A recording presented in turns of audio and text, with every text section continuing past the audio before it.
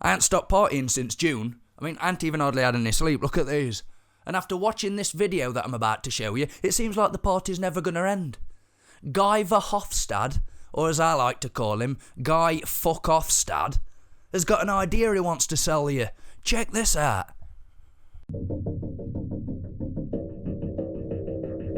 Europe is at the crossroads and is undergoing an existential crisis.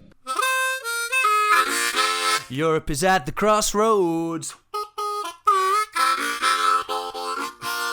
It's undergoing a crisis. Not only outside, but also inside. Not on the outside, but on the in. Inside, we are under the threat of populists and nationalists. You should be threatened by populist and nationalist movements because your policies have failed the masses and benefited the few. Outside, there is Trump, who even believes that Europe will disintegrate further. Yeah, because Trump's not stupid. There is Putin, who wants to divide the European Union. I'm not surprised by the way you've treated Russia, are you? The opportunity is being seized, and Mr Juncker said we must convey to Russia that we are serious.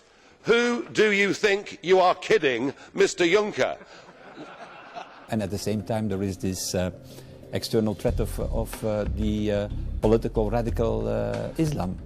That you've welcomed in with open arms. Well done.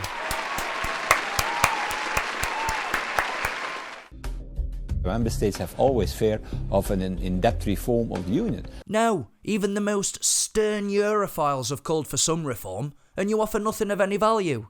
You could have stopped all this by being just a little less cunty.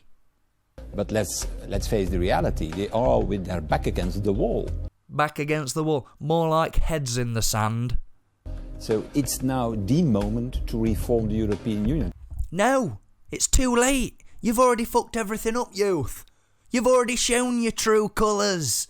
And they're dark, dark colours. To make it a real union and not a loose confederation of nation states still based on the unanimity rule. Is calling for absolute power over all European countries. They haven't learned anything. Always acting too little, too late. You can say that again. You cannot govern a continent like Europe if you still need the approval of all 28 member states. No, of course you can't. Unless you become a totalitarian dictatorship, which is exactly what you're about to sell us right now, where nobody's views or opinions are valued at all. So that's the first thing to do. Then a smaller, less bureaucratic, real European government. Not a commission of 28, but a small commission. A small commission. More power into fewer and fewer hands. This idea of centralisation of power over many regions and cultures, languages, values and political ideas has been attempted endlessly throughout history.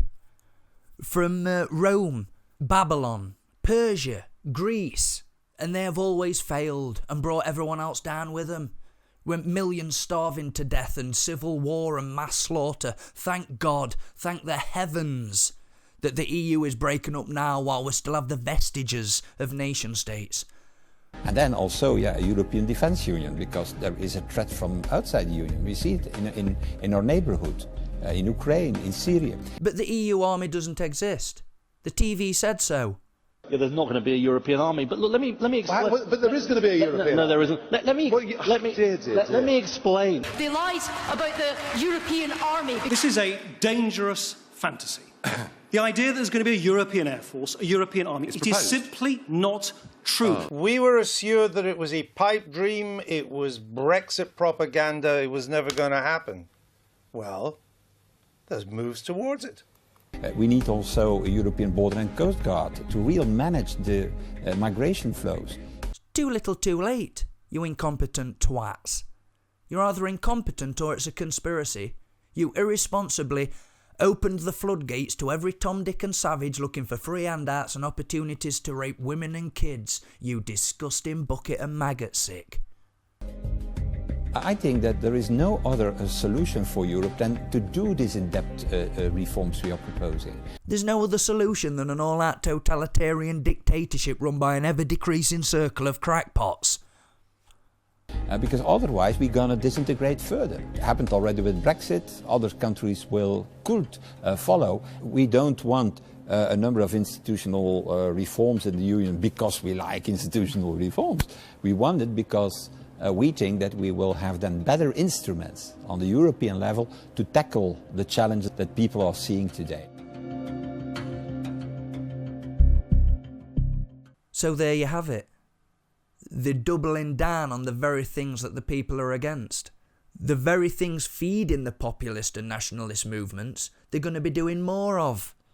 And that's why I welcome it.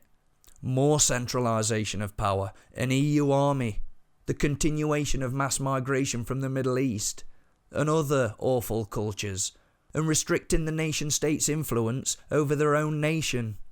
Yes, it's committing suicide.